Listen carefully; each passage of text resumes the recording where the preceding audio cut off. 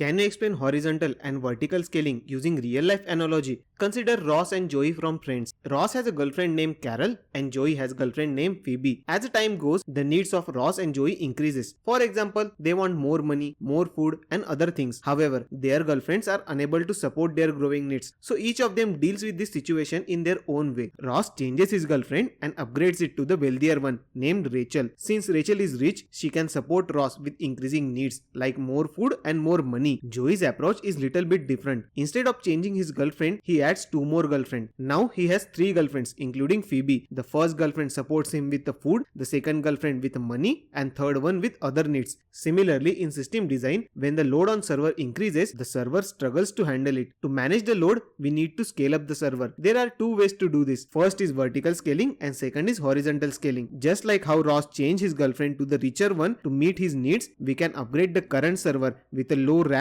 with a newer one with the higher RAM and higher memory. This type of scaling is called as vertical scaling. On other hand, Joey added more girlfriends and distributed his needs among them. Similarly, when load on server increases, we can add more server and load will be distributed among them. This type of scaling is called as horizontal scaling. Let me know in the comments if you want me to create more videos on system designing concept. Follow my channel for more such videos.